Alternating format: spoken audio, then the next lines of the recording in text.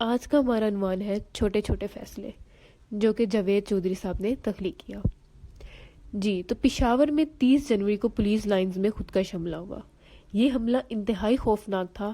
103 لوگ شہید اور 217 زخمی ہو گئے۔ ایسے حملوں کے بعد پوری دنیا میں تفتیش اور تحقیقات شروع ہو جاتی ہیں، اور یہ کام ہمیشہ وہ لوگ کرتے ہیں جو علاقے، لوگوں اور روایات سے واقف ہوتے ہیں اور جن کے لوکل لیول پر لنکس ہوتے ہیں۔ لیکن ہم لوگ کیونکہ الٹے پیدا ہوئے ہیں، لہٰذا ہم ایسے واقعات کے فوراً بعد ٹیم بدل دیتے ہیں اور یوں زخم پر نمک لگا کر سسکیاں بھرنے لگتے ہیں۔ پشاور کے واقعے کے بعد بھی ہم نے فوری طور پر چیف سیکریٹری اور سی ٹی ڈی کے سربراہ DIG جاوید اقبال کو تبدیل کر دیا۔ امداد اللہ بوسال چیف سیکریٹری بن گئے اور 4 صدا کے DP اور سہیل خالد CTD کے DIG تعینات ہو گئے۔ یہ دونوں پشاور پہنچ گئے، لیکن اب ان لوگوں کو حالات سمجھنے، بریفنگ لینے اور اپنا نیٹ ورک بنانے کے لیے کم از کم 6 ماہ درکار ہوں گے، اور ان 6 ماہ میں دہشت گرد پورے صوبے میں پھیل جائیں گے۔ حکومت اگر چیف سیکریٹری اور جاوید اقبال کو تبدیل نہ کرتی اور ان دونوں کو 1 ماہ کی ڈیڈ لائن دے دیتی اور ساتھ ہی انہیں وفاق سے اچھی ٹیم فراہم کر دی جاتی تو کیا یہ بہتر نہ ہوتا؟ میرا خیال ہے پرانے لوگ زیادہ بہتر کام کرتے ہیں۔ کیوں؟ کیونکہ یہ واقعہ ان کے کریئر پر خوفناک دھبا ہے، اور وہ یہ دھبا صاف کرنے کے لیے ایڑی چوٹی کا زور لگا دیتے ہیں۔ لیکن ہم نے ٹرانسفر کر کے انہیں ایزی بھی کر دیا اور نئے لوگوں کو پشاور بھجوا کر معاملے کو الجھا بھی دیا، اور یہ وہ غلطی ہے جو ہم مدت سے اس ملک میں کر رہے ہیں۔ کیا ہم ایک ہی بار سسٹم بنا کر مینجمنٹ کی اس غلطی سے جان نہیں چھڑا سکتے؟ ہم فیصلہ کر لیں سرکاری ملازم ہر صورت ایک پوسٹ پر 3 سال پورے کرے گا۔ اگر اس دور میں کوئی بھی بڑا جرم ہوا تو وہ اس وقت تک وہاں سے ٹرانسفر بھی نہیں ہوگا اور اس کی پروموشن بھی نہیں ہوگی جب تک وہ اصل مجرم نہیں پکڑ لیتا۔ یہ بظاہر ایک چھوٹا سا فیصلہ ہے، لیکن اس فیصلے کے نتائج دور رس بھی ہوں گے اور ہمارے سسٹم کی خرابیاں بھی ختم ہو جائیں گی۔ ان کا کہنا ہے کہ میں جب بھی اپنے سسٹم کو دیکھتا ہوں تو مجھے اس میں ایسی درجنوں چھوٹی چھوٹی خامیاں نظر آتی ہیں جنہیں دور کرنے کے لیے کسی قسم کے APC چاہیے، اور نہ ہی امریکہ، چین اور یورپ کی مدد۔ ہم نے بس بیٹھنا ہے، فیصلہ کرنا ہے اور ملک ٹریک پر واپس آ جائے گا۔ ان چند دن قبل بیٹھ کر سسٹم کے چند بڑی خرابیوں کی فہرست بنائی گئی۔ یقین ہے اس بات کا کوئی شخص سیریس نہیں لے گا، لیکن اس کے باوجود وہ اپنا فرض سمجھ کر یہ تجاویز وزیر اعظم اور وزیر منصوبہ بندی احسن اقبال کے سامنے رکھتے ہیں۔ ہو سکتا ہے حد حد کی چونچ، یہ چند قطرے اس کسی کا دل نرم کر دیں اور یہ ملک ٹریک پر واپس آ جائے۔ شاہد خاقان عباسی کے دور میں وابڈا کے چیئرمین لیفٹیننٹ جنرل مزمل حسین نے تربلا ڈیم کی 3 ٹربائنز چلا دی۔ فرینچ اور جرمن کنسلٹنٹس نے ڈیم کی انتظامیہ کو اس سے سختی سے منع کیا تھا، لیکن جنرل مزمل کی انا آڑے آ گئی اور انہوں نے تینوں ٹربائنز چلا کر وزیر اعظم سے فیتا کٹوا لیا، اور یوں تینوں ٹربائنز تباہ ہو گئی۔ ملک کو جنرل مزمل کی ضد اور انا کی قیمت $834 ملین کی شکل میں چکانا پڑ گی۔ نیب نے جنرل مزمل پر انکوائری شروع کر دی، لیکن آج تک اس انکوائری کا کوئی نتیجہ نہیں نکلا۔ کیوں؟ کیونکہ ہمارے قانون کی نظر میں صرف اس رقم کو کرپشن سمجھا جاتا ہے جس سے کسی افسر کو ذاتی فائدہ ہوا ہو۔ ملک یا خزانے کو نقصان پہنچانے پر کسی شخص کے خلاف تادیبی کارروائی نہیں ہو سکتی۔ چنانچہ کوئی بھی افسر جب چاہے کسی بھی سرکاری ادارے کو کھربوں روپے کا نقصان پہنچا دے۔ اس کا احتساب ممکن نہیں۔ ہماری اس اپروچ کی وجہ سے ہمیں آج تک اربوں ڈالر کا نقصان ہوا۔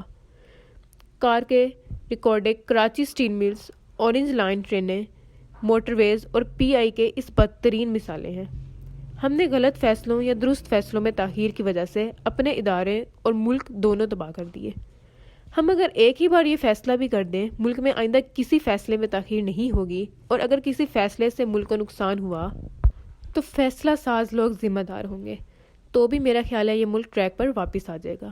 ہم اسی طرح یہ فیصلے بھی کر لیں ڈیولپمنٹ کا ہر پروجیکٹ اپنی تاریخ پر ختم ہوگا، ملک میں حکومت بدلے یا پورا نظام تبدیل ہو جائے، لیکن پل، سڑکیں، میٹرو، ایئرپورٹ اور ڈیم وقت پر مکمل ہوں گے، ان میں تاخیر نہیں ہوگی۔ انگلینڈ کی کرکٹ ٹیم 27 نومبر 2022 کو 3 ٹیسٹ میچز کھیلنے پاکستان کے دورے پر آئی تھی۔ اس نے پہلا ٹیسٹ راولپنڈی میں کھیلنا تھا۔ حکومت نے اس ٹیم کو سرینا ہوٹل میں ٹھہرا دیا۔ سیکیورٹی کی وجہ سے ہوٹل کے باہر اور اندر دونوں جگہوں پر عوام کو شدید مشکلات کا سامنا کرنا پڑا۔ اس ایکسرسائز کے دوران سیکیورٹی کے اخراجات بھی بڑھ گئے، عوام کو بھی تکلیف ہوئی، اور PCB نے آخر میں ہوٹل کو 2.5 کروڑ روپے بھی ادا کیے۔ یہ ایشو بھی صرف ایک وقت کا مسئلہ نہیں، اسلام آباد میں جب بھی کوئی وی آئی پی آتا ہے تو ہم اسے سرینا یا میرٹ ہوٹل میں ٹھہراتے ہیں اور پھر پورے شہر کو مورچہ بنا دیتے ہیں۔ اس سے اخراجات بھی بڑھ جاتے ہیں، عوام کی تکلیفوں میں بھی اضافہ ہو جاتا ہے اور پولیس بھی معمول کی کارروائی چھوڑ کر سیکیورٹی میں جٹ جاتی ہے۔ لہٰذا ہم ایک ہی بار ڈپلومیٹک انکلیو میں 40-50 کمروں کا 5 اسٹار ہوٹل کیوں نہیں بنوا دیتے؟ یہ ہوٹل حکومت خود بنا لے یا پھر کسی 5 اسٹار چین کو پلاٹ الاٹ کر دے، وہ ہوٹل بنائے اور ملک میں جب بھی کوئی وی آئی پی آئے ہم اسے ڈپلومیٹک انکلیو میں ٹھہرا دیں۔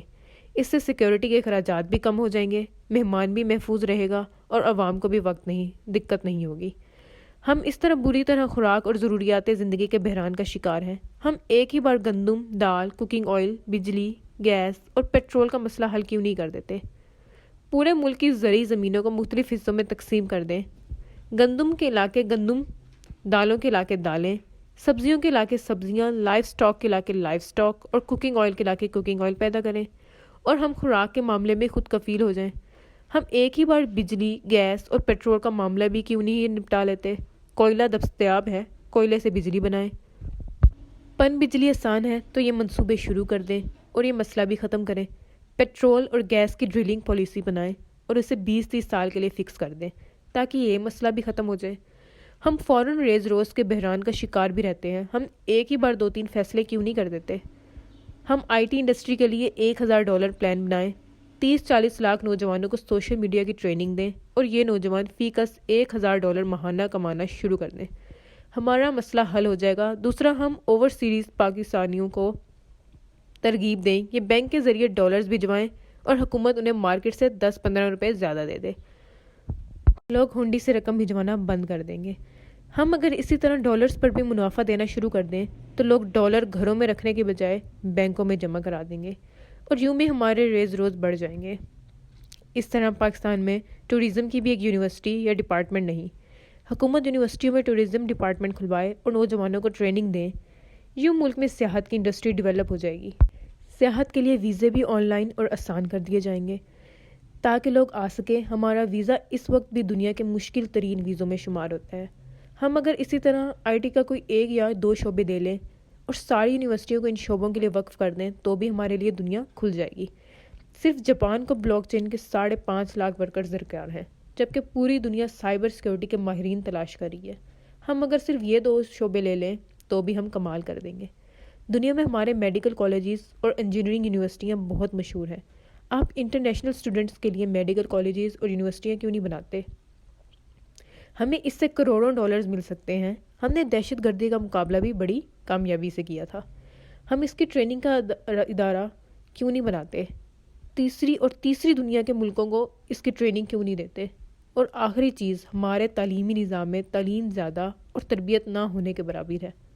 ہم تربیت کو فوقیت کیوں نہیں دیتے؟ ہم سلیبس میں سینسور ایٹیکیٹس کے کورسز کیوں شامل نہیں کرتے؟ ہمارے بچے کم از کم بنیادی چیزوں سے تو واقف ہو سکیں۔ یہ یاد رکھیں، دنیا کو بدلنے کے لیے بڑے کام نہیں چاہیے ہوتے، دنیا چھوٹے چھوٹے قدموں سے تبدیل ہوتی ہے۔ آپ چھوٹے قدم اٹھا لیں، فاصلے خود بخود ختم ہو جائیں گے۔